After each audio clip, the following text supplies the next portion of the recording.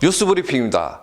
조 바이든 미국 대통령이 러시아가 우크라이나를 침공할 경우 블라디미르 푸틴 러시아 대통령을 직접 제재할 수 있다고 경고했습니다. 하지만 러시아는 오히려 우크라이나 인근에서 훈련을 늘렸으며 중국과의 연합 해상훈련도 벌였습니다. 25일 로이터 통신은 푸틴 대통령이 우크라이나를 침공한다면 개인적으로 제재하는 것을 볼 수 있느냐는 질문에 바이든 대통령은 그렇다, 그렇게 될 것이라고 보도했습니다. Would you ever see yourself personally sanctioning him if he did invade Ukraine? Yes. 그러나 이 같은 경고에도 러시아는 오히려 우크라이나 인근에서 훈련을 늘리고 있습니다. 이날 인테르팍스 통신은 러시아군은 우크라이나에 인접한 자국 남서부 지역 남부군 관구 사령관이 산하 부대들의 훈련 명령을 내렸다면서 6,000명 이상의 병력이 훈련에 투입된다고 전했습니다. 이와 함께 러시아 국방부는 러시아와 중국이 아라비아의 서쪽 해역에서 연합 해상을 벌였다고 밝혔습니다. 이번 훈련에 러시아 측에선 태평양 함대 소속 1만 1천 톤급 미사일 순양함 바라크 등이 참가했고 중국 측에선 미사일 구축함 우룸치 등이 참가한 것으로 전해졌습니다. 이번에는 호주로 가보겠습니다. 호주 오픈 테니스 대회 주최 측에서 중국 테니스 선수 펑사이를 성원하는 배너와 티셔츠를 몰수하는 사건이 일어나 화제가 되고 있습니다. So you'd like her to take the shirt off? Can you just show us the shirt? Yeah.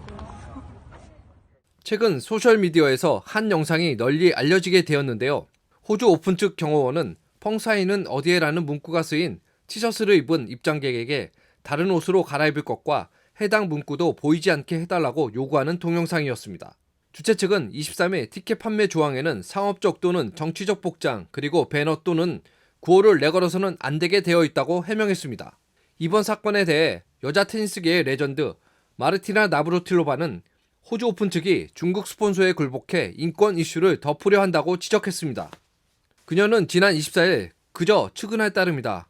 해시태그 펑사이는 어디 있나요? 라고 안타까워했습니다. 프랑스 테니스 선수 니콜라 마이는 자신의 트위터에 지금 무슨 상황이죠? 너무 용기가 없습니다. 당신들은 중국의 스폰서가 없으면 어떻게 될 건가요? 라고 비판했습니다. 여론이 확산되자 호주 오픈 테니스 대회 주최 측은 관련 문구가 새겨진 티셔츠를 입은 팬들이 입장할 수 있다고 한 발 물러섰습니다. 펑사이는 2013년 윈블던, 2014년 프랑스 오픈 대회 여자 복식 우승자로 2014년에는 복식 세계 랭킹 1위까지 올랐던 선수이기도 합니다. 그는 지난해 11월 자신의 소셜미디어를 통해 장가오리 전 중국 부총리에게 성폭행을 당한 뒤 2007년부터 2012년까지 지속적인 관계가 이어졌다고 주장했습니다. 또 장 전 총리가 2018년 은퇴 후에도 자신을 성폭행했다고도 폭로했습니다. 폭로 이후 테니스계와 일부 언론에서는 펑사이와 연락이 닿지 않고 있다면서 실종설이 제기됐고 펑사이 안전에 대한 국제사회의 우려가 이어지고 있습니다. 마지막 소식입니다. 오는 2월 4일부터 2월 20일까지 2022년 베이징 동계올림픽이 열리게 됩니다. 이번 올림픽은 중국 인권 문제에 대해서 외교적으로 보이콧을 하는 나라, 팬데믹 때문에 참석을 거부한 나라, 대표단 규모를 조용히 축소한 나라, 아니면 흔쾌히 참가하는 나라가 있습니다. 그래서 베이징 올림픽에 대한 각 나라의 입장과 태도를 살펴보겠습니다.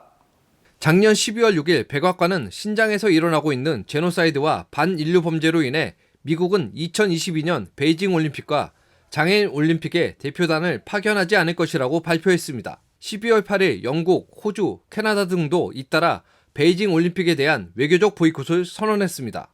앞서 12월 3일 대만 대표처 설립으로 베이징과의 관계가 악화된 리투아니아의 대통령도 자신과 내각 부장은 베이징 동계올림픽에 불참할 것이라고 밝혔습니다. 이외에도 일본, 덴마크도 베이징 올림픽에 정부 대표단을 파견하지 않겠다고 밝혔습니다. 뉴질랜드, 오스트리아, 벨기에, 스웨덴, 라트비아, 네덜란드 등의 나라는 모두 코로나19를 이유 삼아 정부 직원 또는 고위 관리들을 베이징에 보내지 않겠다고 선언했습니다.